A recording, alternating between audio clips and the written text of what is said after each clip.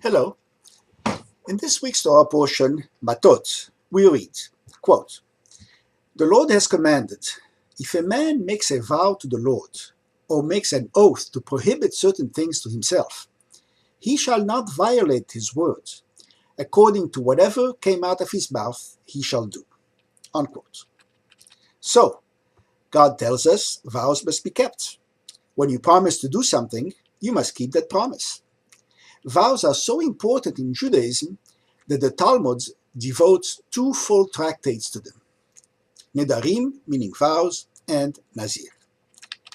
Let us briefly review the rules concerning vows. Then we shall examine their role in Judaism and speculate on why people may want to take them. First, it must be understood that vows can prohibit what is permitted, but cannot permit what is prohibited. Indeed, the Torah says, if a man makes a vow to prohibit certain things to himself. There are 2 kinds of vows, pledge and asceticism. In a pledge vow, one promises to give something for a specific purpose, such as building a school. It comes in 2 varieties.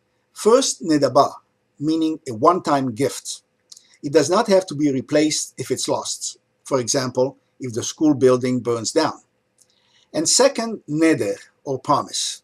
This gift must be replaced if lost. In an asceticism vow, one promises to abstain from doing something that is permitted by the Torah. Who can make a vow? Any man after he turns 13, or woman after she turns 12.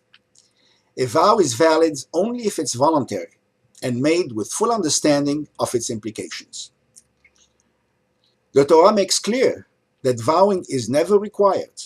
It says, "But if you refrain from vowing, it is no sin in you." Unquote. A father may annul the vows of his daughter.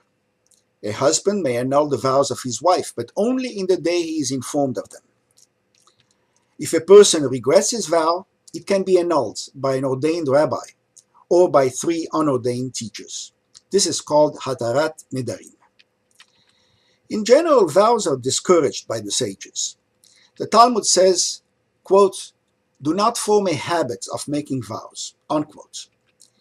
It even goes so far as to say, quote, "He who makes a vow, even though he fulfill it, commits a sin," unquote.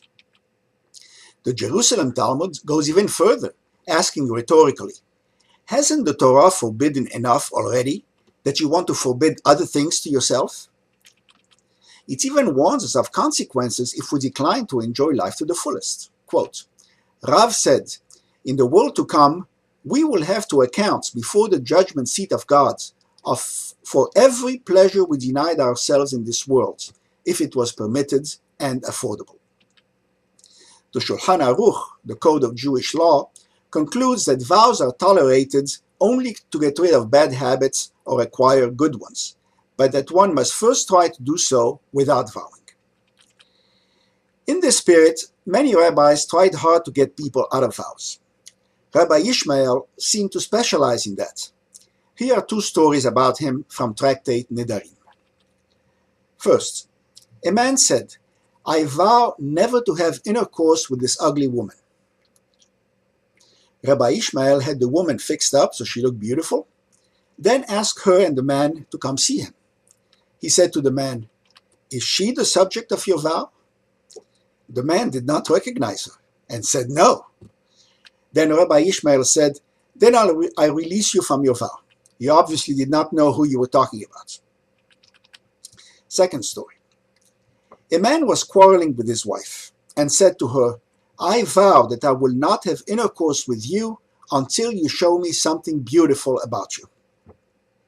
He then regretted this vow and asked Rabbi Ishmael to get him out of it. The rabbi said, "Perhaps her head is beautiful." The man replies, "It is round." "Perhaps her hair is beautiful. It is like stalks of flax." "Perhaps her eyes are beautiful. They are bleary." "Perhaps her nose is beautiful. It is swollen." "Perhaps her lips are beautiful. They are thick." "Perhaps her neck is beautiful. It is squat." Perhaps her waist is beautiful. It protrudes. Perhaps her feet are beautiful. They are as broad as those of a duck. Perhaps her name is beautiful. Her name is Mak. The rabbi said, "Then I pronounce your vow fulfilled. Her name suits her beautifully." You would think that this would work only in English, but apparently it works in Aramaic as well. The best known release from vows is Kol Nidre, recited on Yom Kippur Eve. Quote, "All vows, obligations, oaths, and anathemas, whether called konamei or konasei or any other name, which we may vow or swear or pledge, or to which we may be bound, from this Yom Kippur to the next, we do repent. May they be deemed absolved, forgiven, annulled, and void, and made of no effect. They shall not bind us, nor have power over us. These vows shall not be reckoned vows. The obligation shall not be obligatory, nor the oaths be oaths." Unquote. Then the leader and the congregation say together the words of the Torah, quote, "And it shall be forgiven all the congregation of the people of Israel, and the stranger who sojourns among them, seeing all the people were in ignorance." Unquote. Sephardim apply to the last year, Ashkenazim to the future year. It is repeated 3 times, then the Shehayanu is recited. It is meant to forestall divine punishment. Note that it applies only to vows affecting the self and God, not those that affect other people. Still, anti-Semites always use it to say, "You just can't trust Jews." Karaites also criticize Jews for allowing a way out of vows, forcing the Geonim, the heads of the Jewish academies in Babylonia, to tighten dispensations. 8th century Rabbi Yehuda Gaon of Sura even forbade the study of Tractate Nidarim. The rabbis were generally opposed to Kol Nidre, but the people insisted on keeping it, and over centuries it won its way in the prayer book by the will of the people. Amram Gaon said, "It is a foolish custom, minhag shetut."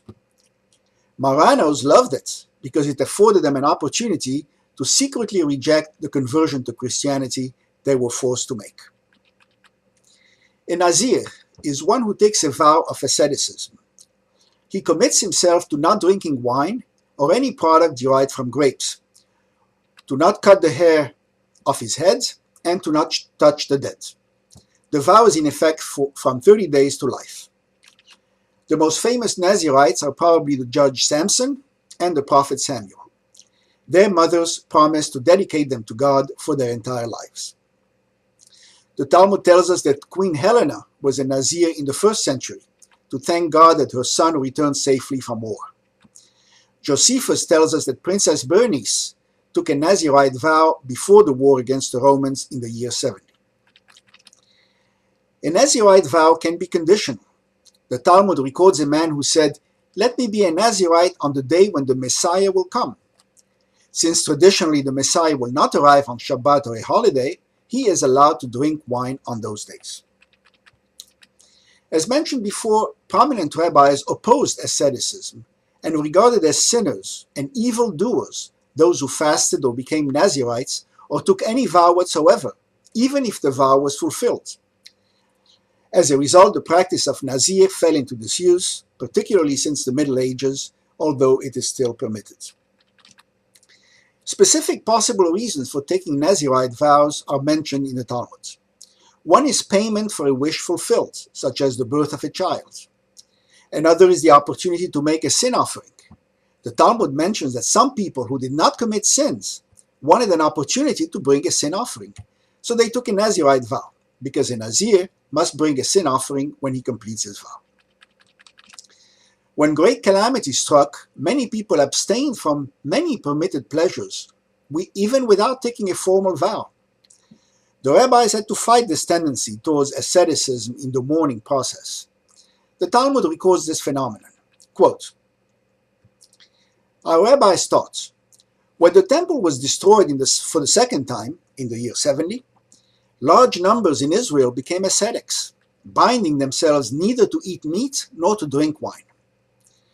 Rabbi Yehoshua got into a conversation with them and said to them, 'My sons, why do you not eat meat nor drink wine? They reply, shall we eat flesh which used to be brought as an offering on the altar, now that this altar is in abeyance?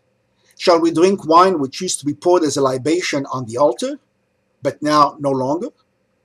He said to them, if that is so, we should not eat bread either, because the meal offerings have ceased.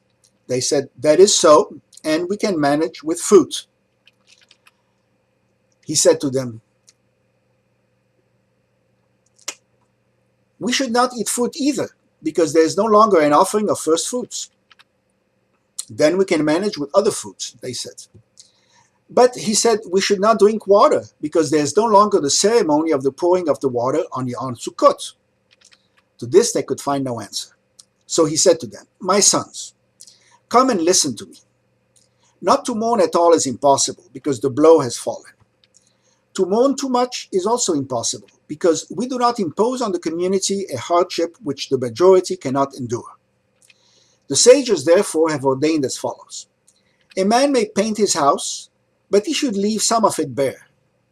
A man may prepare a full-course banquet, but he should leave out an item or two. A woman may put on all her ornaments, but leave off one or two. Unquote. Another type of asceticism is fasting. There is only one fast mentioned in the Torah, and that is Yom Kippur, the Day of Atonement. But later, 4 more fasts were added, associated with the destruction of the 2 temples. The 9th of Av, Tisha B'Av, the fast of Gedalia, Tzom Gedalia, the 10th of Tevet, Asara B'Tevet, and the 17th of Tammuz, Tzom Tammuz. There is also the fast of Esther, Ta'anit Esther, on the day before Purim, and the fast of the firstborn, Ta'anit Bechorot, on the day before Pesach, for firstborn males. The latter can be skipped if the firstborn chooses to study and attend the Siyum instead, a festive meal celebrating his completion of a tractate of the Talmud.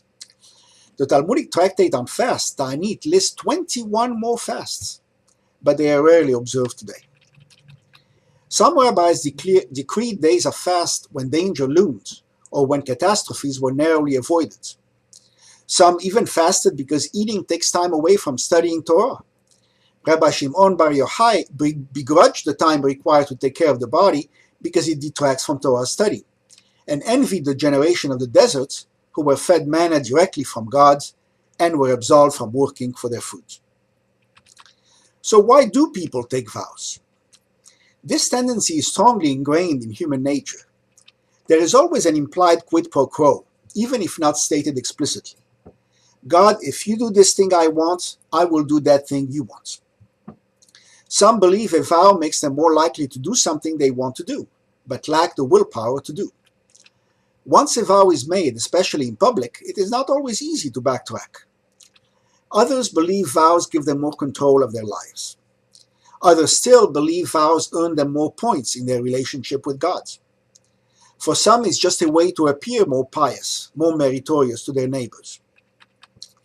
One can understand pledge vows, for example, to be more observant, to be nicer to people, to give more time and money to charity, etc. This is certainly laudable. But asceticism vows are harder to understand. For example, I will stop eating my favorite cheese. In Judaism, the covenant with God spells out our part to observe the 613 commandments. More is not needed for divine favor. Vows are discouraged. Enjoy what is permitted. Shabbat Shalom.